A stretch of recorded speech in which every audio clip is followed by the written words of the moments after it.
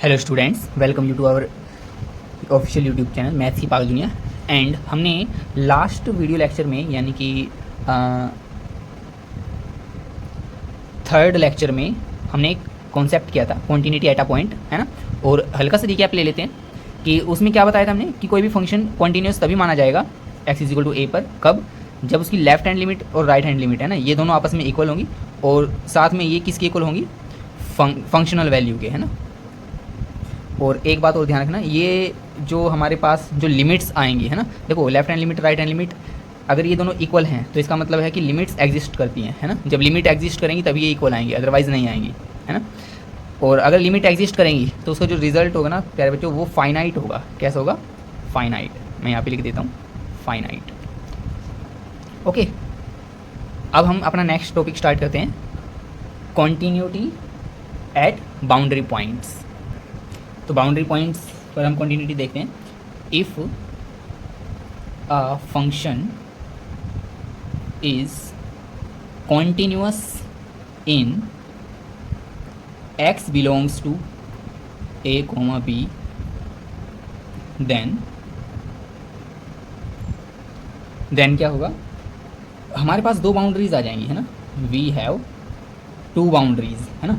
और ये दो बाउंड्रीज कौन कौन सी होंगी? देखो, यदि कोई फंक्शन कॉन्टिन्यूस हो जाता है a, b में, है ना, और ये आपके पास देखो ये क्लोज्ड इंटरवल है ना, यानी कि a भी इंक्लूड है और b इंक्लूड है और इनके बीच वाले भी इंक्लूड है। तो कहने का मतलब क्या हो गया कि लेफ्ट बाउंड्री a हो गया और राइट बाउंड्री b हो गया। तो हमारे पास दो बाउंड्रीज आ जाएंगी, दो बाउंड्रीज आ जाएंगी। और वो कौन कौन सी बाउंड्रीज आएंगी? एक तो आ जाएगी लेफ्ट बाउंड्री और एक आ जाएगी राइट बाउंड्री। लेफ्ट बाउंड्री और राइट बाउंड्री, है ना। लेफ्ट बाउंड्री कौन सी होगी? जो ए पे है ना, यानी कि x इज इक्वल टू ए। और राइट बाउंड्री कौन सी होगी? x is equal to b. तो ये हमारे पास दो बाउंड्रीज आ जाएंगी।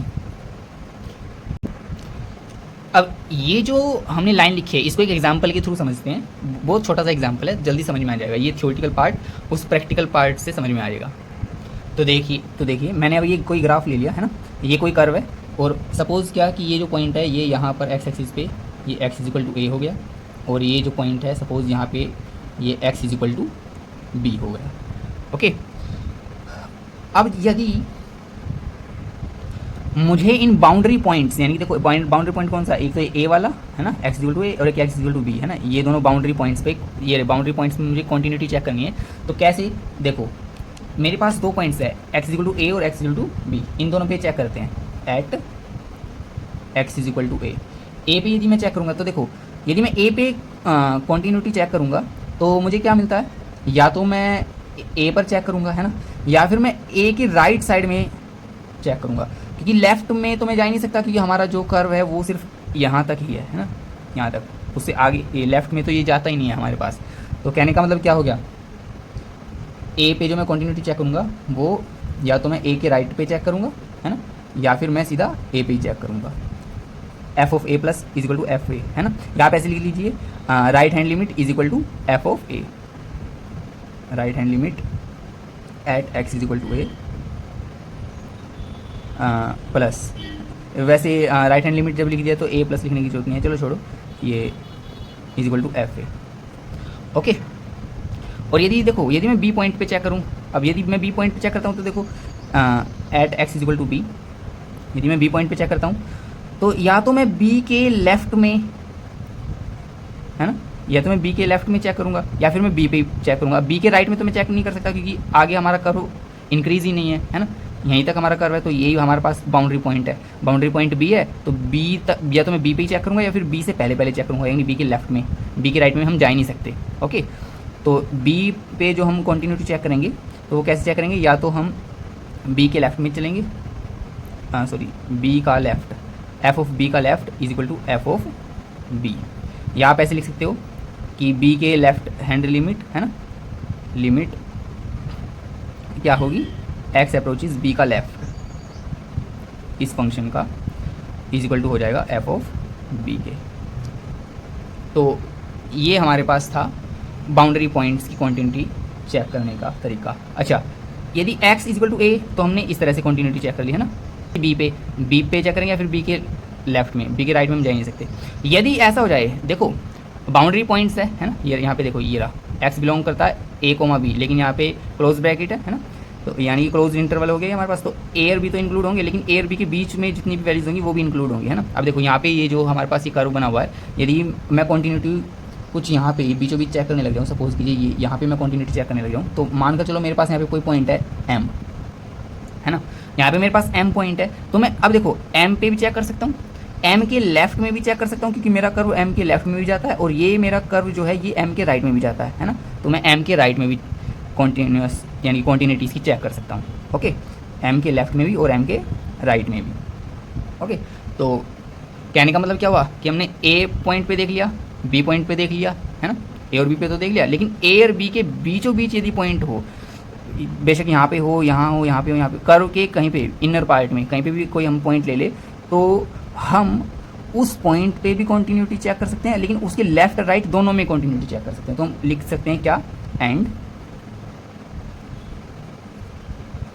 For a comma b. अब लेकिन यहाँ पे मैंने ओपन इंटरवल लगा दिया है ना, कि ए और बी को छोड़कर इनके बीच की जितनी भी वैल्यूज है, यानी कि ये ए और बी इसको छोड़कर ये बीचों बीच का जो कर्व है, ये जो पूरा पोर्शन है, इसमें जितने भी पॉइंट्स हमारे पास बनेंगे, है ना, उनके लिए यदि हमें कॉन्टिन्यूटी चेक करनी है तो हम क्या करेंगे, वी शैल चेक 3 पॉइंट्स। तो हम 3 पॉइंट्स चेक करेंगे, और वो कौन से, अगर देखो मान कर चलो ए और बी को छोड़कर, है ना, ओपन ब्रैकेट लगा दिया, तो ए और बी को छोड़कर मान लिया ए और बी मैंने छोड़ दिए, मेरे पास पॉइंट है एम, है ना, तो एम पे यदि मुझे कॉन्टिन्यूटी चेक करनी है तो मैं क्या करूँगा, 3 पॉइंट्स चेक करूँगा। और वो कौन कौन से 3 पॉइंट होंगे, देखो एक तो मैं पहले एम पे चेक करूँगा, है ना, जिसको हम बोलते हैं एफ ऑफ एम,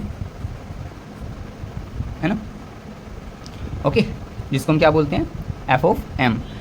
और अगले 2 पॉइंट कौन से हो जाएंगे, या तो एम के लेफ्ट में या तो एम के राइट में, तो f of m minus is equal to f of m plus, आप इसको ऐसे भी लिख सकते हो, f of m is equal to, ये एम माइनस का मतलब है लिमिट आपकी जो है लेफ्ट हैंड लिमिट है ना, लिमिट एक्स अप्रोचेज एम का left of that function is equal to limit x approaches m का राइट, है ना, यहाँ पे एम का राइट है ऑफ दैट फंक्शन।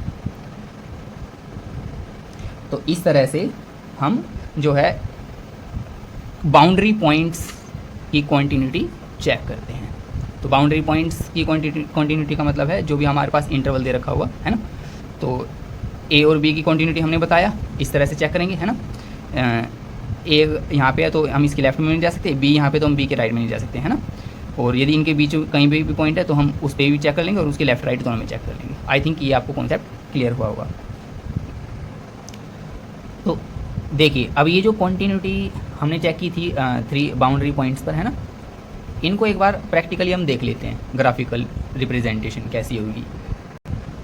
तो यहाँ पे जो पहला ग्राफ है, इसमें सपोज करो ये जो पॉइंट है, सपोज दिस इज़ यहाँ पे x इज इक्वल टू ए, है ना, और जहाँ पे ये y एक्सिस को इंडिकेट कर रहा है, मान लीजिए कोई फंक्शन का ग्राफ है ना fx, और x की वैल्यू मैं a डाल दूँ तो वो हो जाएगा fa, है ना, fx क्या हो जाएगा, fa इज इक्वल टू, ये सपोज ये जो पूरी हाइट है यहाँ से यहाँ तक की, ये l मान लिया मैंने, है ना, सेम ऐसी यहाँ पे देखो।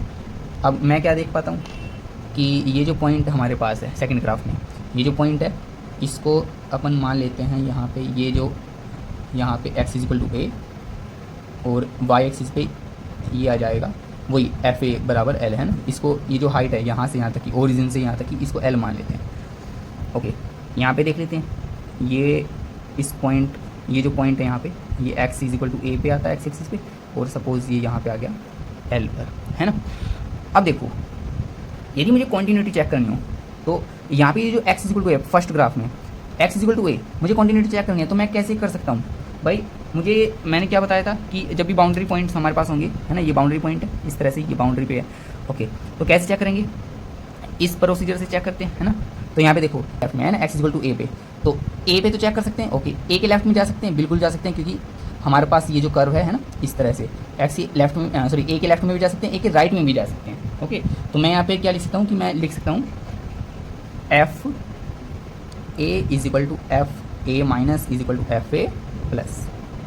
इसका मतलब क्या हो गया कि f a is equal to हो गया, यानी कि लेफ्ट हैंड लिमिट आप इसको देखो दूसरे तरीके से कैसे लिख सकते हो, लिमिट एक्स अप्रोचेज ए का left of f x is equal to limit, यहाँ पे ए का राइट है ना, तो एक्स अप्रोचेज ए का right of f x. Okay, तो देखो ये left hand limit is equal to होगी ये right hand limit is equal to हो गया फंक्शनल वैल्यू के, है ना। तो ये ग्राफ हमारा ऐसा है जहाँ पे मैं एक्स इज इक्वल टू ए पे भी जा सकता हूँ, ए के लेफ्ट में भी जा सकता हूँ और ए के राइट में भी। ओके, अब इस सेकंड ग्राफ को देखते हैं। तो यहाँ पे मुझे क्या पता लगता है भाई, मैं जो यदि मैं कॉन्टिन्यूटीज़ की चेक करूँ या तो मैं एक्स इक्वल टू ए पे चेक कर सकता हूँ, है ना, या फिर ए के राइट में चेक कर सकता हूँ, क्योंकि लेफ्ट में तो मेरे पास ये जो लाइन आई है, ये जो स्ट्रेट लाइन है, ये आगे प्रोसीड ही नहीं कर रही है ना। अगर आगे प्रोसीड कर रही होती तो कुछ मानते भी हाँ भी लेफ्ट में भी जा सकते हैं, लेकिन यहीं तक है ये लाइन और यहीं तक ये पॉइंट है ना। तो इस वाले केस में मैं क्या लिख सकता हूँ कि या तो मैं एफ ऑफ ए चेक कर सकता हूँ, है ना, और वो किसके इक्वल आएगा, इसके, है ना, ए के राइट में जो होगा एफ ऑफ ए प्लस। इस वाले केस में, थर्ड वाले केस में क्या होगा, या तो मैं ए पे चेक करूँगा यानी कि f a is equal to, अब ए के राइट में तो मैं जा नहीं सकता क्योंकि हमारे पास कर्व इतना ही है सिर्फ, है ना, ये सॉरी जो स्ट्रेट लाइन है ये यहाँ तक है, आगे प्रोसीड ही नहीं हो रही ताकि मैं ए के राइट में भी जाए। तो या तो मैं ए पे ही रहूँगा या फिर ए के लेफ्ट में रहूँगा, है ना।